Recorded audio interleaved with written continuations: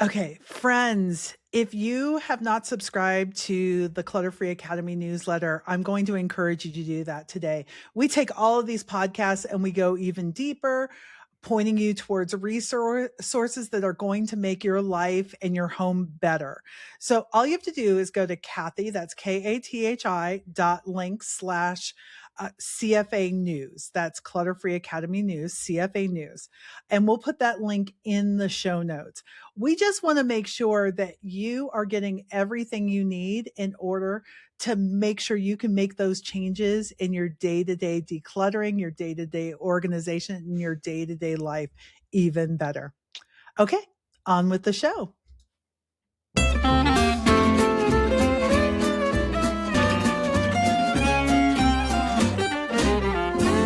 Well, hey friends, welcome to Clutter Free Academy, where our goal is to help you take small, doable steps to live every day with less clutter and more life. Okay, I have to be honest with you. When I first heard someone was writing another decluttering book, my first thought was, oh, honey, we've read them all. We know them all. I've probably written, some of your same ideas. What could possibly be left to say But then I read this one, and today's guest, Katie Joy Wells, who I'm just meeting for the first time, is the host of the Maximized Minimalist podcast. I could not say that 5 times fast, I promise you. She has had over 5 million downloads, which, yes, it's amazing. That's amazing. And her debut book is called Making Home Your Happy Place, a real life guide to decluttering without the overwhelm. Okay, that topic just speaks to my heart. It really does. But here's what makes Katie different from every other voice in this space. She doesn't start with your stuff. She starts with why your stuff is there in the first place. If you have ever decluttered a room, and my decluttering friends, I know you have, and watched it fill back up 3 months later, this episode is for you.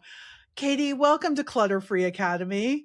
Thank you for having me. So thrilled to be here. And what a nice compliment. And trust me, when I thought, should I write a book on decluttering? Right. What? It's all been said. And I was like, this is years into my methodology. I was like, oh no, I got some really good stuff here. Yeah, friend, you've got some game. You absolutely do. And by the way, I don't have a lot of decluttering people on my podcast because either their advice contradicts what I'm talking about. And it's like, we need to declutter this decluttering space of different voices. And just because as cluttery people, we can collect decluttering systems, right? Oh, yeah. And I'm going to take the easy part from this one and the easy part from this one. And we're never going to make any progress. So I often don't have people on my podcast who have a completely different way of doing things because I want you to pick one system, whether it's mine or somebody else's, and stick with it. But I feel like yours and mine, we can be two sides of the same coin. And that's a beautiful thing. You described this moment of standing at your front door after work, dreading walking inside your own house. Tell us about that, because I think a lot of our listeners just feel that in their chest. Oh yeah. So this came after just this particular moment of kind of a horrible day. We were in a bad car accident that morning, and I spent all day in the hospital not knowing if my husband would survive. And about 8 hours later of just deep prayer and anguish and panic and thinking to myself, listen, I'm already struggling in life with my mental health, with my happiness. I was constantly stressed, raising 2 young children. They were 2 and 1 at the time. And now I might leave this hospital a widow. It was so overwhelming. And after about 8 hours in the hospital, the doctor finally came in and said, your husband is stable now. He will need, multiple surgeries. He had a broken neck, shoulder, punctured lung, broken sternum. And, wow. It's a long road of recovery ahead, but go home, get some sleep. You know where to find him. We'll be here in the morning waiting for you. And my 2 best girlfriends at the time who came to the hospital drove me home. And this was one of those moments where I couldn't panic clean and hide my clutter and hide my mess. beforehand. And that was pretty standard for me because I didn't want to feel ashamed and judged by my home. Right. And we all walked in and I felt so exposed by the clutter and the mess. And they didn't say anything, but I felt this judgment and shame like I've never felt in my body before. And that shame I felt, I thought, I never want to feel this feeling again. And I never want to put energy into feeling shame about my house again, because now more than ever, my kids need me. I don't, the next multiple months, I can't be putting time and energy into hating my house. And it was in that moment, a rock bottom moment, I realized I have to do something different. I have to figure this out. I couldn't keep procrastinating about tackling the clutter or my doom rooms or the toys or whatever it was. I needed to figure this out because it was stealing so much of my mental health, my time, my energy, all these things we know. And I had tried many times before this, and I tried many times after this moment, which is what led me to create holistic decluttering. I very much firmly believe that while some of us do really great with surface level systems and methodologies, I was not one of them. I was highly attached. I lived in scarcity mode. What if I need this? This cost money. On paper, I knew much of what I had in my house at the time, Kathi, was clutter, but just because I knew it was clutter doesn't mean I could let it go. So my methodology instead shifted from the stuff and simple checklists to the emotions, beliefs, and habits that were not only causing me to acquire stuff, but to struggle to let go. And it was pairing that with what I'm assuming probably you teach as well, right? Really simple, sustainable strategies that move the needle forward. And I think it's that combination that unlocks so much progress and momentum and true liberation from the shackles of clutter that a lot of us have experienced. And it was so life-giving. Yeah.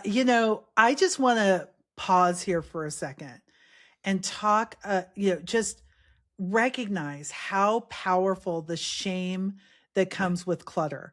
I mean, you were still in a state. Yes, your husband was stable, but the person you loved most in the world had just been a horrific car accident, was in the hospital, and that fear, guilt, and shame that overcame you with two of the people you're closest to in the world. Yes. It's the last thing you should be thinking about, but all of us who have struggled with clutter understand deeply that feeling of, I should be worried about my husband and my kids right now. And all I can see is what is inhibiting everything in my house. Katy, you have 5 million podcast downloads. That's incredible, which means you have clearly hit a nerve. What are you telling people that they've tried before they found what you have talked about? Like what are you saying that is making a difference in people's lives?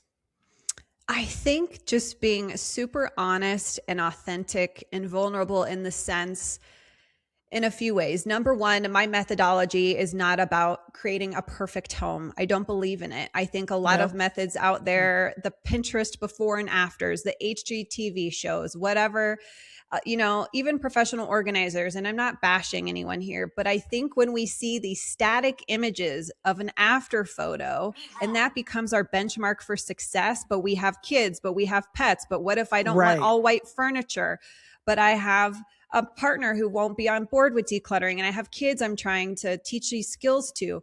More times than not, my house doesn't look like the after static photo because it's real life. And I think it's so important to bring that conversation and reality into play. In the book, I call that the good enough home.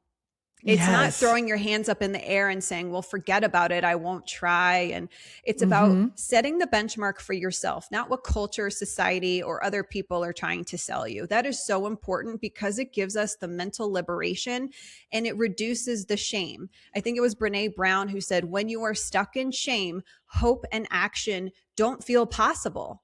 I did that for years. What's the point? I stink at this. I'm not going to, the clutter's just going to come back. I'll wait till my kids are 18 and then I'll have more time. We're never going to have more time. Right.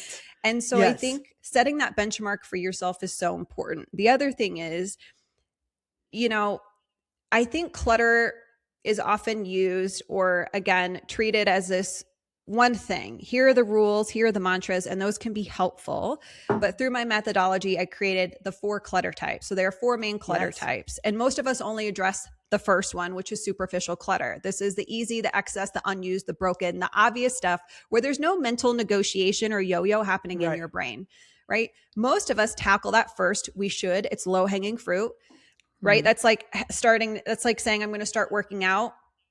You go into Yes. the gym and you pick up a 2-pound or a 5-pound dumbbell before you pick up a 15, right? A lot of us Right. logically know this, but most of us never move past that 2 or 5-pound dumbbell. We do that Mhm. forever. And while that's not harming us, it's certainly helping us to continue to focus on purging those Right. easy superficial clutter. It's not moving us forward. In most homes, I've worked with thousands of families now over the past 8-9 Mhm. years. Superficial clutter only accounts for like 10 to 15% of the cumulative clutter in a home. So if you Yeah. have experienced the 1 step forward, 5 steps back, this could very well be a reason.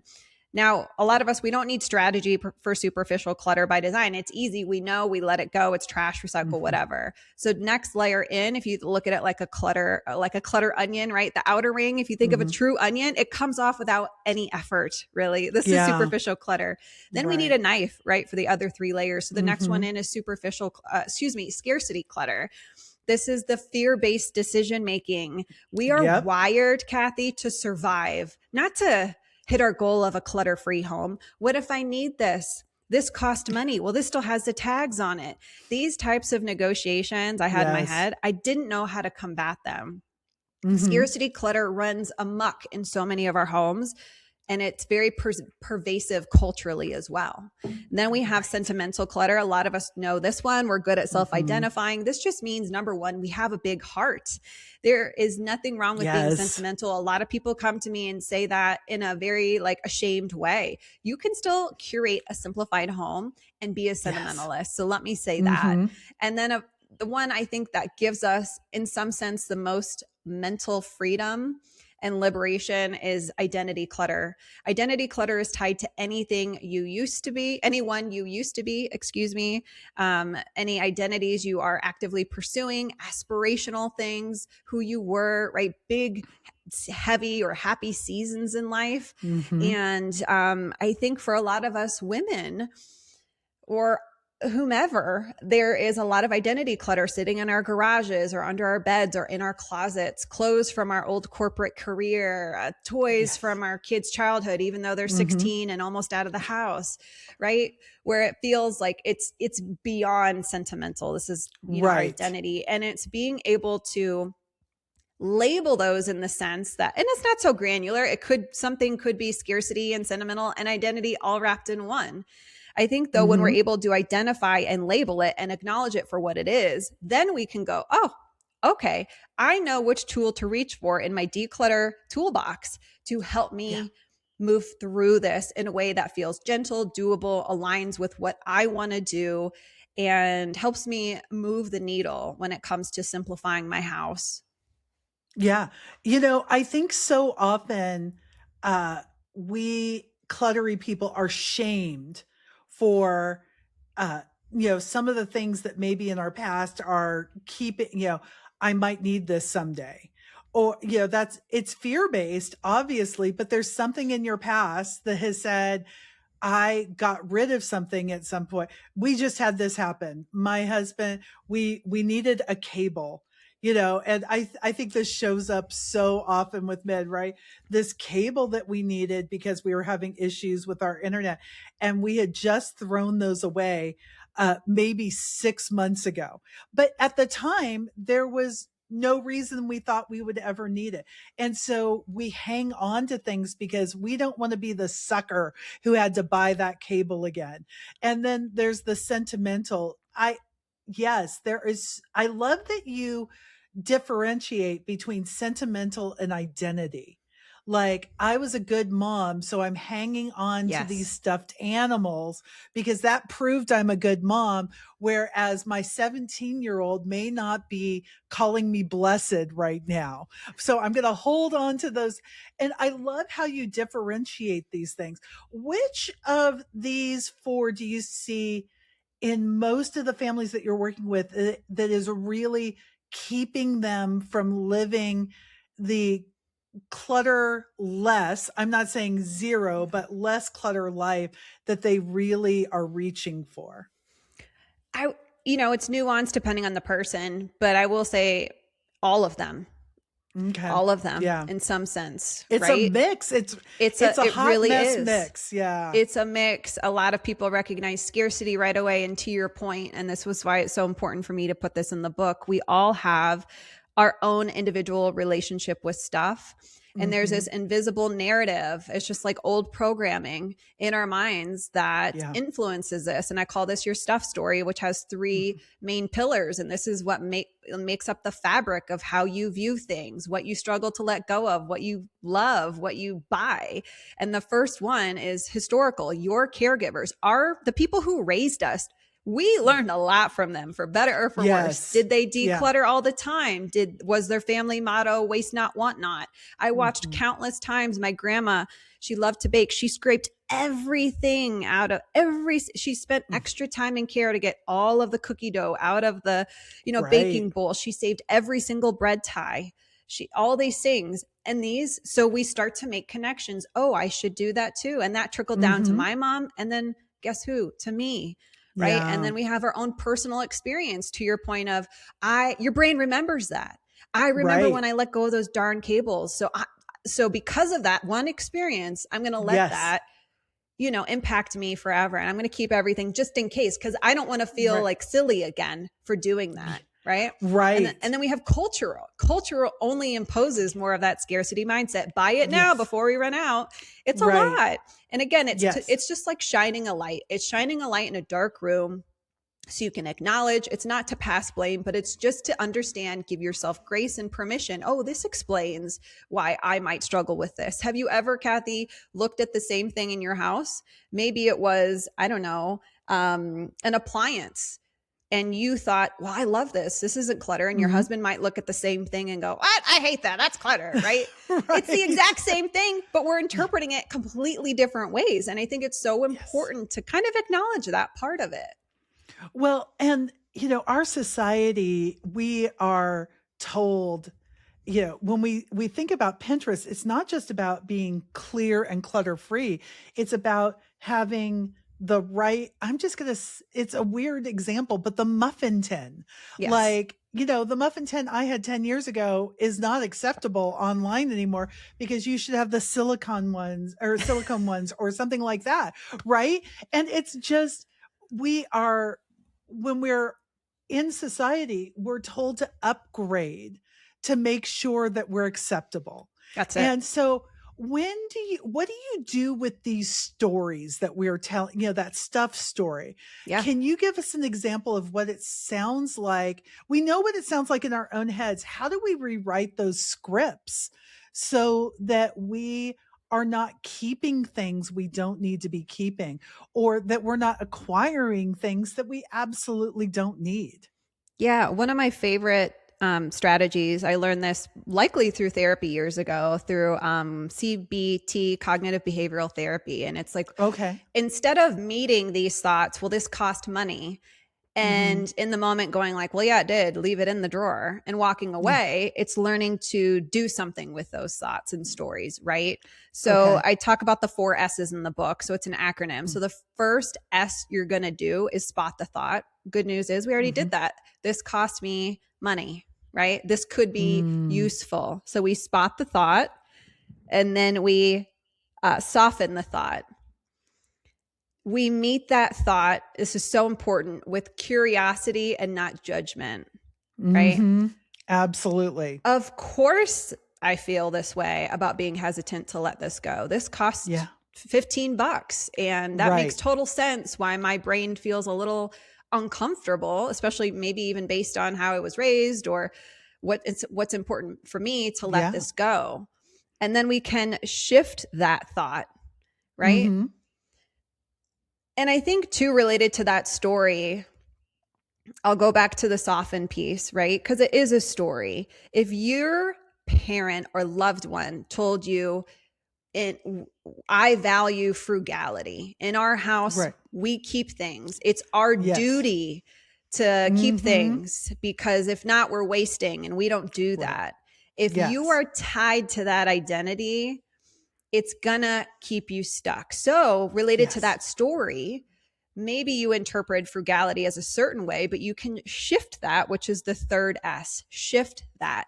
I can Mm. still be frugal, which is still important to me as an adult, as it was to my mom and dad and their parents before them. But it doesn't mean I have to keep everything. In fact, being wasteful is keeping things I'm not using instead of allowing them to go live a longer life with someone else who will actively Yes. use them and bless those people. And it Right. doesn't go against my core identity as someone being frugal. Now, if it weren't so identity based, you could just shift it to another sentence, right? Shift that. Mm-hmm. Yes, this costs money and it's not serving me. It's stressing me out and burdening me. It's taking up space in my home and my head. And then you choose your next right step. Is that giving yourself the opportunity to use it? Maybe it has been buried in a box and you forgot you had it. Give yourself Right. 2 weeks to use it. That, and let time do the heavy lifting for you. Or maybe the next step is, you know what? I'm going to put it in my donation bin, or I'm going to text that friend of mine who really loves to do arts and crafts. I don't do arts and crafts. I don't need all this stuff. I'll Mm-hmm. keep maybe 10% and see if she wants it. We all naturally want to see our stuff go to a good home. So what's that next Yes. step for you? Yes, sometimes it's going to be donate, but there can be some other avenues too. Sometimes the next step is just rewriting the story you were telling yourself. I'm wasteful if I let this go is a big one Yes. for a lot of us because of our stuff story. Yes. Because of who we were raised by. I always Yes. say cluttery people are the most judgmental people in the world, but they're judging only themselves.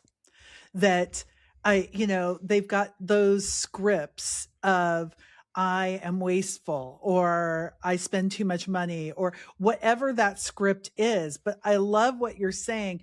Take the next step. Yeah. Don't let it stop at that thought. What's the action you're going to do to counteract that and start living the life and having the home that you love? Okay, friends, we're going to take a quick break. And when we come back, I want to talk about what are some practical things that we can do. We just talked about it, but I want to talk about what are a few more steps that now that we realize what we're thinking, what do we do about it? We'll be right back. Friends, are you part of the Clutter Free Academy Facebook group? We have about 16,000 women and a couple of brave men who are figuring out their clutter and taking real steps. All you have to do is you can go to the link, Kathy.link/CFA group. That's Clutter Free Academy group, or go to the link in our show notes. Or you can just go to Facebook and look for Clutter Free Academy, and we will welcome you in. You have to answer a few questions because we only let really nice people in there who are not bots, and start discussing and asking for real help with your clutter. We are there to serve you. And also, it's the nicest group in the world. We want you to be there. Okay. Okay. I want you to talk just for a moment. I know that a cluttery home makes us anxious.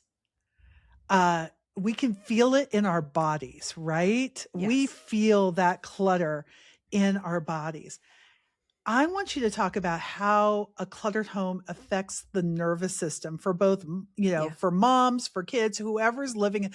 I do know, because of the study from UCLA, it doesn't affect men nearly as much as it affects women Mm-hmm. in most cases.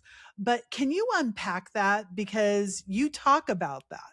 Yeah, I think it's such a big piece to the puzzle is why does this even matter, right?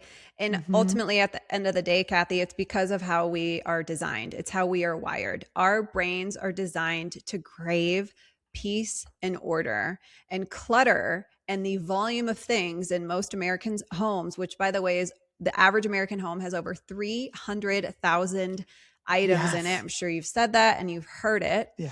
And these are completely hijacking our nervous system. And it's the opposite of peace and chaos. So this is why it feels good to look at even someone else's home, a before and after of a photo. It's not even yours. I will look at an after photo and take a sigh of relief. And that's just looking at you're like, oh, I can breathe.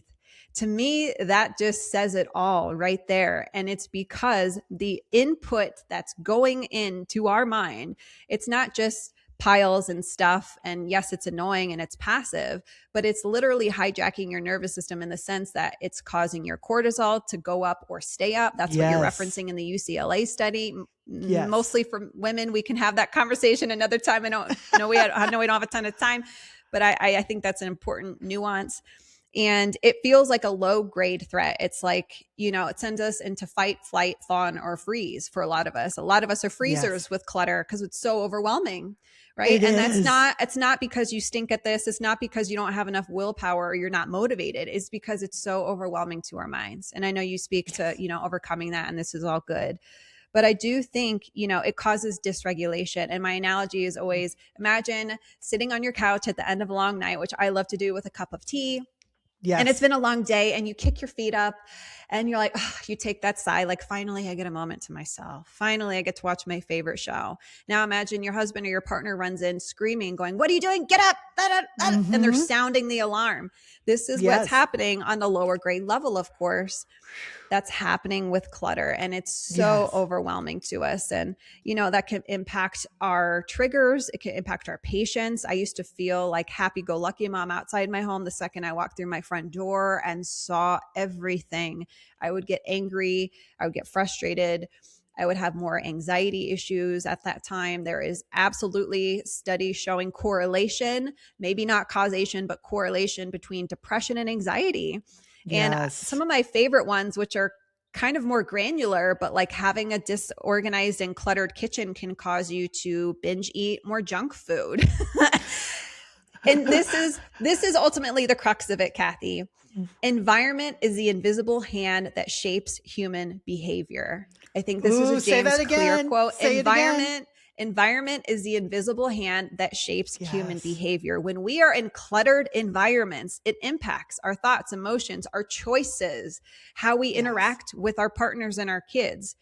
On the flip side of that, when we have less demands for our attention through the means of stuff in our house, that also impacts all of those things. Yes. If you are overwhelmed, so many of my cluttery friends are, it's because the stuff in your house is pinging you. It's saying, pay attention to me. You didn't finish this. You've got unfinished loops. And it sits there and it feels, the anxiety because of our clutter. And this isn't to make anybody feel guilty, guys. This is not what we're trying to do. Your clutter is doing that to you already.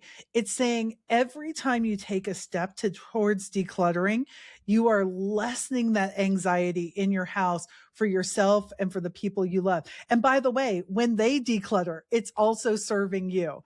So we approach this as a team sport, but we also know oftentimes you guys are the ones who are grabbing the football and making the plays. And can I just say, I got to about a third of my questions here because this was such a rich conversation.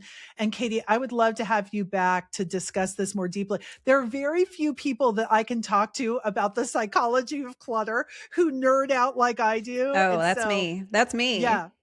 Yes, we need to continue these conversations. Katy, this has been so good. I love your whole framework because it's built on grace, understanding yourself first and then dealing with your stuff. And this is so aligned with everything we believe here at Clutter Free Academy. That's what I'm so glad that I said yes to a decluttering book. And I just think you're going to give our listeners a lot of them a genuine fresh start. Friends, Katy's book is Making Home Your Happy Place. I'll have the link in the show notes. Go get it and tell a friend who's been in the same room. She's decluttered 3 times this week. This is a book for her. when you are getting a book, I always encourage you to have somebody else to read that book with, to talk about it with. So do yourself a favor, buy 2 copies, one for yourself, one for that friend. Go through it together, get that body doubling going. You know what I'm talking about, and just be in this together because you are not alone. She hasn't had 5 million downloads because you're the only person who struggles with clutter. We don't have 16,000 people in that group because you're the only one who can't get it together. Friends, we are all into this together. And friends, both Katy and I have made real changes in our lives. And you can too. I promise this is doable. You are smart enough. You have all the tools. I promise you that. It's just a matter of brainwashing in the best way possible. So we'll put a link to Katy's podcast as well. And friend, Katy, thank you so much for being a part of this. I'm so grateful to you and the work you're doing for so many women who want to go to the next step in their decluttering journey. You're just a treasure. Thank you. I feel the same. Yeah. Okay. This will not be our last conversation. And friends, thank you for showing up for this conversation. You've been listening to Clutter Free Academy. I'm Kathi Lipp. No, go start living that clutter-free life you were always designed to live.